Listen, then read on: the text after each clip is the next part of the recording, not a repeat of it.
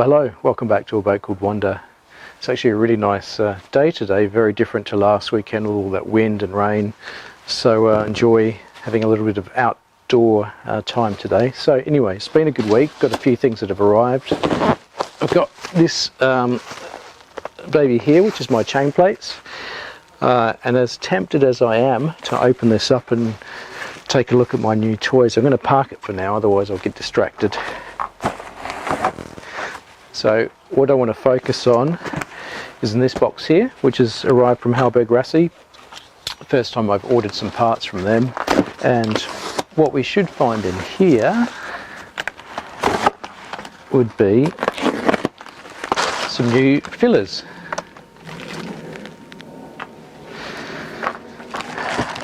So water, diesel and diesel. At first glance, I mean, they look pretty good, pretty solid. Now the other thing that I've ordered here, which may have been a little bit excessive, is some new cowlings for the dorades. Now these were the original ones, and they're kind of a bit discoloured and knocked up, and I guess I could have just serviced this, but they're not really turning. I don't know, to be honest, I probably could have reused these, but given that I'd bought these and the shipping was relatively expensive, I decided to sort of just maximise it, and so I got some replacements. Now I'm hoping that they're exactly the same, because these are probably 30 years old.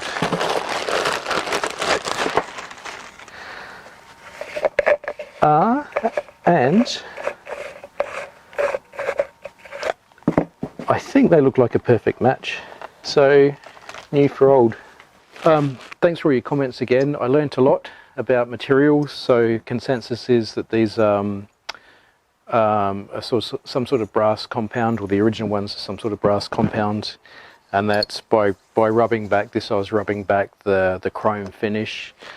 I kind of was really tempted to learn how to do some electroplating myself, because one of the viewers made a comment on that I could do it at home with nickel plating, so of course I googled nickel plating, electroplating, and found some really inspirational instructions on how to do it yourself. So there's part of me that really wanted to do this experiment, but I just kind of need to keep moving and get things done. So I've just noticed these recesses are a lot deeper as well.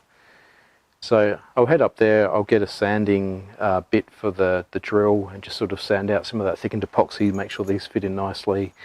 And then I might actually be able to, I've got butyl tape, I've got silicone that I can put the screws into. Might actually be able to get these in today.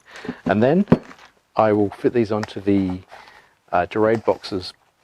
Okay, as I'm sure that many of you had already guessed or seen it coming, the new pieces are 55mm and the old ones are 53 or 54. So of course they do it so it looks just about the same size, but of course it's not.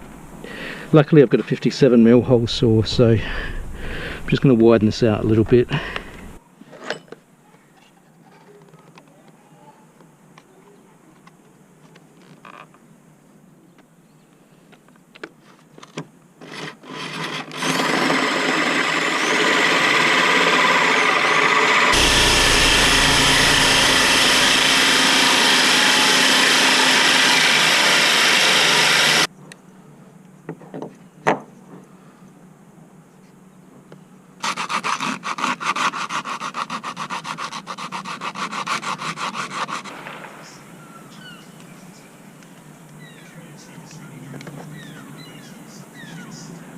Now unfortunately the original holes for this aren't going to line up, because when I put this here it's in a slightly different position, so I'm just going to need to fill these up.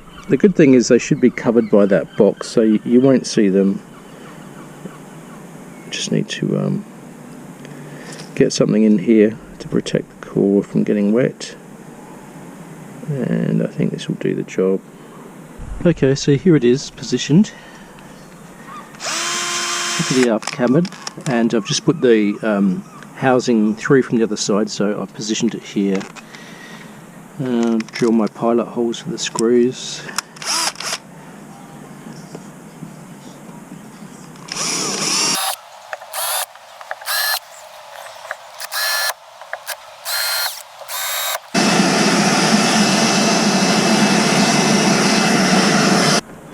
Alright, squeeze a bit of goop in.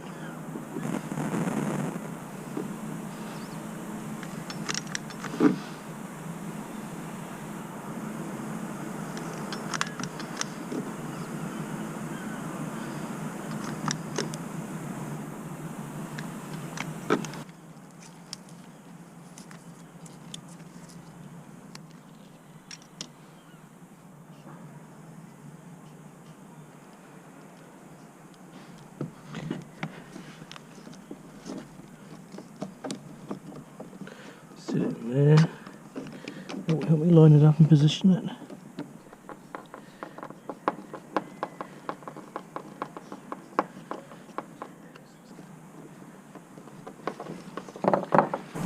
There's also a bit of a curve to this deck, so I don't want to do it up so tight that it makes this housing curve. Need to make sure that it sits in nicely. There it is. Next part, little balls.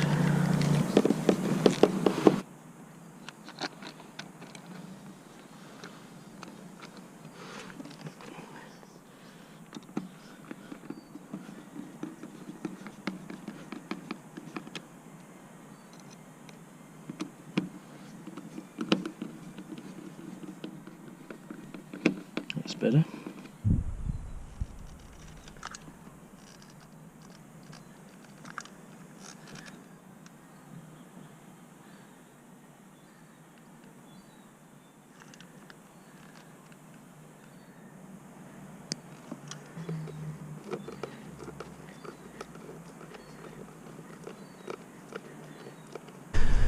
Well, a couple of frustrating things that stopped me today. First of all,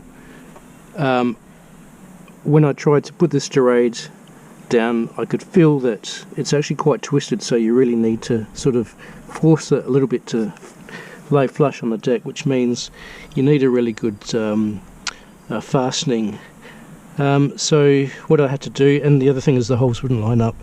So, you know, it would have been good to have done this before I did the painting, but obviously I didn't have these and I didn't know what was going to happen here, so I've just had to sort of drill out and make my thickened epoxy holes. Obviously this will all be covered by the vent anyway, so you won't see it, but it's just kind of like a little bit sloppy on my behalf. So a little bit disappointed in that. The other issue that I've got is I just don't have the right pieces at the moment. I got these screws which are 5/8. Thought they would have been fine. They'll probably only go down to about there, so I think I really need 1 inches for these. So, you know, it's going to be another week before I get to fit these in.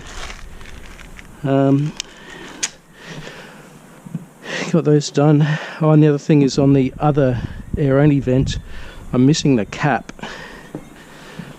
This top bit here. So I'm not able to finish that one until I can find it, and you know, my stuff's everywhere at the moment. Anyways, slowly. This looks quite good though. Quite pleased with this. And that will obviously sit there. So yeah, getting there, just slowly. Well, there's been a little bit of a change of plan. Last weekend I had to move house and I was meant to come down here and finish up putting those dorade boxes in and finish my video. But Storm Arwen came through, of course, and so last Saturday I spent just a few hours madly scrambling around here trying to do some repairs. Because Storm Arwen made an absolute mockery of my tent here, which I was so proud of.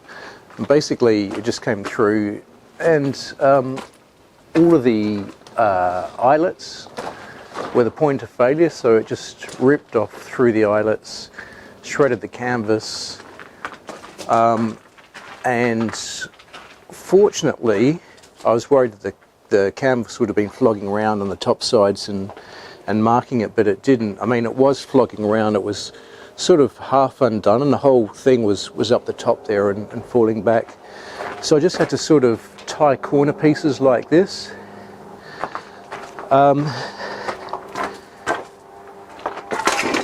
This side's not so bad actually. There's only a few places where it shredded it. So the plan for today is I've ordered online some really heavy quality tarpaulin. It's not quite PVC, which I think is the best grade, which would have cost £300 and I couldn't get any. Maybe everybody was ordering it up for the storm. But I've got some, I think it's 350 grams GSM, grams per square metre tarpaulin, which was about £90, so it's a lot heavier than these two pieces here. And the other thing that I've got is some shock cords, because I think the point of failures was the eyelets, of course, and maybe if there was a little bit of flexibility there, it would have moved a little bit more with the wind rather than sort of pulling tight. So I've got some shock cord as well to try. But you know, I don't want to over-engineer this tent because I just need it for a few months, and I think, you know, this thing would have been fine except for that storm that came through, which was about, I'm not sure what the wind readings were here in Portishead, but some parts of the country the winds were gusting to 100 miles an hour, so pretty serious storm. And when I came down here last Saturday, which was sort of halfway through the aftermath, I mean, this was still just going mad. So yeah, it must have been pretty noisy for the neighbours there, because there's apartments back here. The other thing is, when I was up the ladder, there's nowhere to secure the ladder to, so it just, you know, sits there normally under normal circumstances. But last week the winds were so strong it actually blew the ladder off, so I was up there on the foredeck thinking, what's the best point to jump from? Fortunately the neighbours in the apartment back there saw it and came around and got the ladder for me. Right, so let's get this tarpaulin out. Okay, so I am going to use this, which is used for hinges, and hopefully it'll help me find the centre so I don't go off centre. Okay.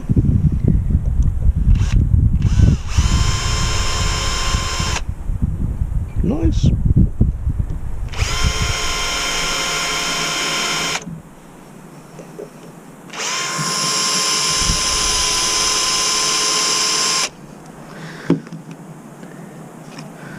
Now, I guess it just goes down far enough to get the centre done.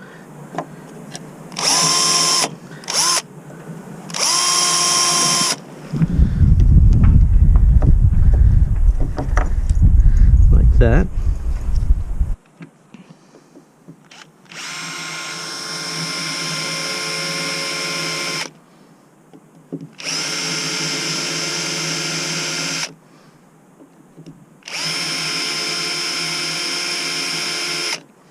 Right, and now I need to drill out these pilot holes. This is 4mm, so I think I need about a 3.5. Not massively confident about this hole size, so I'll just see how it goes.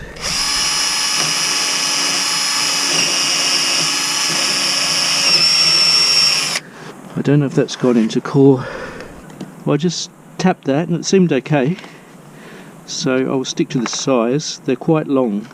Right, I'll clean this up a little bit.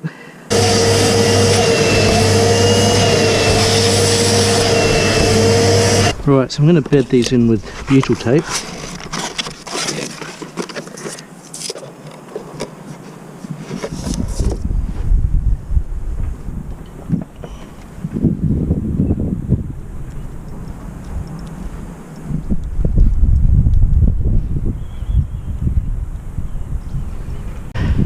I'm going to fill up these holes with some silicone. Should hopefully squeeze all the way through to the other side. Yep, let's come through.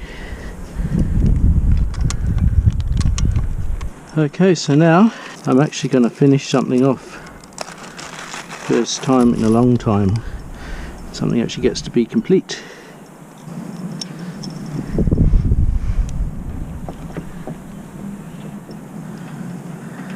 Okay, well the battery died before, so I didn't get to finish it, but these are the fillers, so there's plenty of butyl tape that's squeezed out around there. I'll just leave it for a bit and then scrape it off, and